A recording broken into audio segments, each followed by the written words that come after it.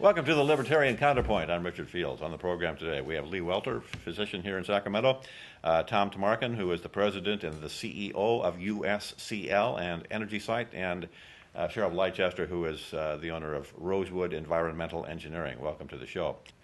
One of the other angles to the whole energy equation, of course, you've got production of energy, and then you've also got conservation of energy. And one of the ways that energy can be conserved is by decentralizing the use of energy, and I think you've got a few insights into that, Tom. Not only that, but who was it that said you can't manage what you can't measure? That's Peter Drucker, I believe. Yes. Right. And Edward Deming shared that philosophy. Tell us about measuring energy use and how you go about doing it, and what you would like to see as the model in that regard. As a matter of public policy for the last 100 years, energy in the United States, and when I'm talking about energy now, I'm talking about energy in the home or small business, electricity and natural gas, is measured by a meter, a gas meter, an electric power meter, which is located outdoors and which measures this commodity of electricity or natural gas in units that nobody understands and presents the data in a fashion that nobody can understand it except a computer located at the utility company. The meter, which is the company's cash register, is typically, for the last 100 years, manually read by a person who walks a meter route and reads several hundred of these meters a day and records each and every meter's dial readings on a piece of paper or a handheld data computer and takes that back to the utility company where a bill is generated, and at the end of the month the bill is put into the mail and the bill is received by the consumer who pays the bill.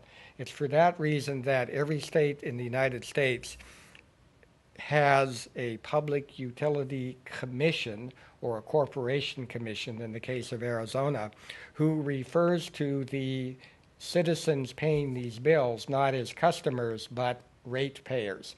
Why? Because they pay the rate at the end of the month, but they have no idea what it is.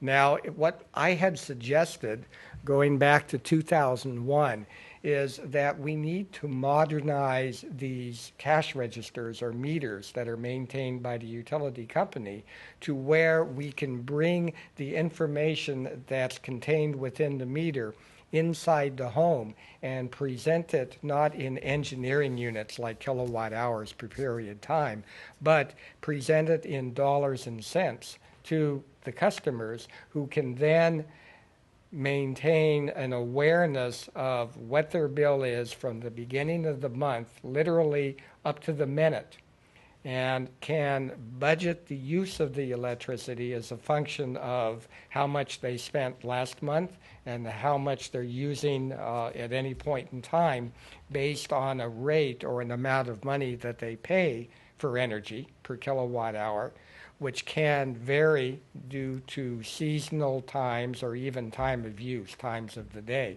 In order to do this, you have to present to the customer the cost of electricity, and you have to present a real-time accumulated use.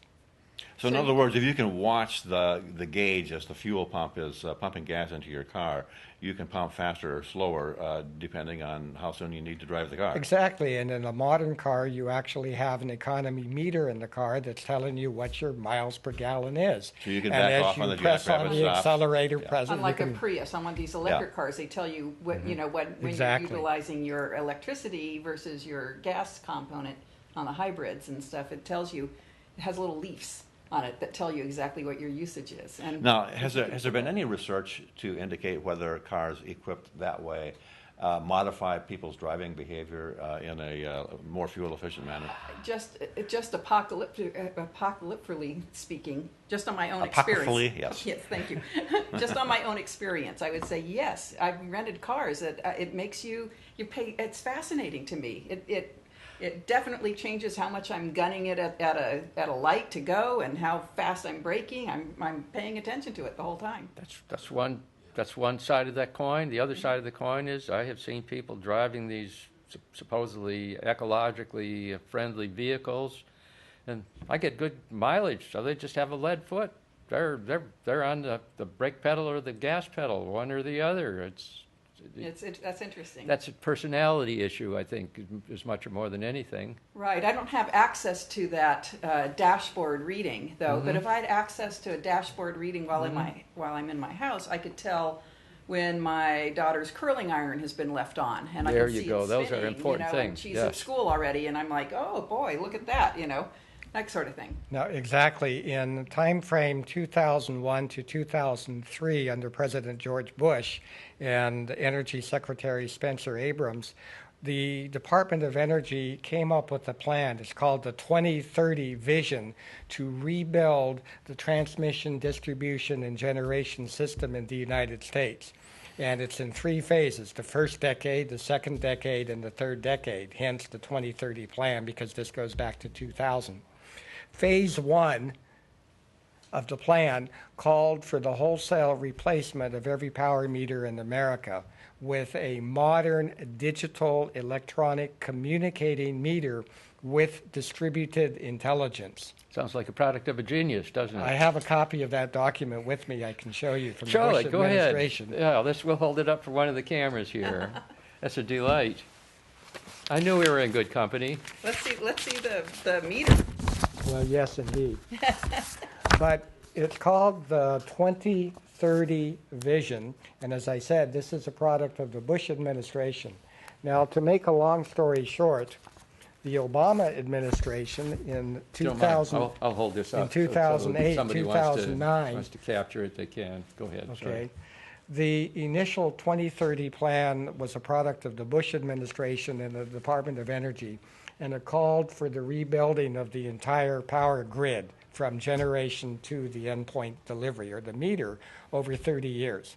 In the first phase, the plan calls over the next decade to replace all of the old-fashioned power meters with a digital meter which is communicating and has intelligence that can present this data, we call it real-time usage data, to the customer. And this is the key, to the customer. In phase 2, the second year, and we can go to the tables in this plan, and if anybody's interested, they can send us an email, and I'd be happy to send this document to anybody. The second phase of the plan calls for new appliances such as dishwashers and washing machines and heating and ventilation units, air conditioners, to actually communicate their use of power to a central controller or dispatching device within the home that receives information from this power meter. So all of this, again, goes back to the Bush administration. However, because of 9/11 in 2001 and other issues in the Bush administration, they simply did not have the money to put this project in effect, to deploy it. It took the Obama administration and the concept of stimulus funds coming from the ARRA to actually fund it. So they changed the name from 2030 Grid to Smart Grid. And they changed the concept of the communicating digital meter to what they call the smart meter. And most importantly, they took away the control of the use of electricity in the home as a function of having this information in Our real time, dashboard. the dashboard as you called it, Yeah. and rather they assign that task to a computer located at the utility company or maybe located in a giant bunker in the state of Utah under control of some security organization. Rather than letting the individuals Rather make So in than other their words, decisions. they centralize management of power usage. Is that what you're saying? Exactly. Yeah, this is the direction that we are going. And I'm not sure if you're aware of it, but this show is originating here in Sacramento, California. And tonight, as we speak, there's an anti-smart meter rally downtown. And the anti-smart meter rally is actually talking about, they actually made a video film about this concept of this meter taking control of a homeowner's use of energy and allowing some central authority to dictate what particular appliance you can buy. at what time of day you can use that appliance. Which was never your intent. Which is absolutely not our intent. Yeah. No, what we want to do is to allow the consumer to have access to this information. So, as you say, be aware of it and control it, as in the case of driving the Prius. Right. But what's happening now is that some very large businesses got involved who were able to get in the kind of dip into what we call the green fund, the green hedge fund, if you will, of the government. We used to call rent seeking, And they proposed converting political power to dollars in their own pockets. They Right. proposed a solution which involves the concept of what are now called meter data management companies, which are people like Siemens and IBM and SAP and the like, who actually have received the Department of Energy's approval under a new program called Green Button to take control of the homeowner's use of energy and centrally control it. The theory being the homeowner is too busy and he doesn't have time to worry about these things on And his own isn't interested. and isn't interested. Despite all evidence to the contrary, that the consumer is getting much more sophisticated and able to handle this information. Exactly, but again, we have to follow the money because, in fairness, these large companies are doing what they think is a service to the homeowner and to our citizens, and understand that they're doing it for profit. That is to say, a meter data management company, a utility, is in the business of generating and selling power. It does not want to be in the business of managing meter data. So these meter data management companies have contracts with the utilities, and they're charging some amount of money per meter per month, say 25 cents per meter per month. Multiply that times 100 million meters in the United States, times 12, and this is a very large business. So they'll know that my daughter is in the downstairs bathroom with the curling iron on, but I won't know. Well, they don't know. That's a myth. They have no way of knowing which particular device in your home is on. They only They know that the bathroom is holding a heat source. No. They don't even know that. They know how much power the home is using at any point in It's time. conglomerate. So they can tell whether you've got the heat lamps on for your marijuana growers. The only way they can determine which specific load is turned on is if that specific load has some type of a device. What we talked about, the communicating appliance that actually transmits a signal. Okay, so it is It possible. could be done sometime. in the future. Well, the most intent appliances would go the intent towards of the that then. government's current green energy program and the intent of something called the Demand Coalition. You can do a Google search for the Demand Coalition in Washington, D.C., which is composed of a number of appliance companies as well as meter manufacturers. Their intent is to take control of this and put these communicating chips in virtually everything, from light bulbs to waffle irons to So there's going to be a dishwashers. black Well, box. no. Why? and Because everything. they make money selling Yeah. the black boxes and selling the chips that communicate. Now, this all sounds a little bit far-fetched, all of these Oh, black no, boxes. this is happening. All these black Th- boxes this is and all not of these, all of far-fetched. being This able is to... in process. Yeah, being able, but you're right, it is in process.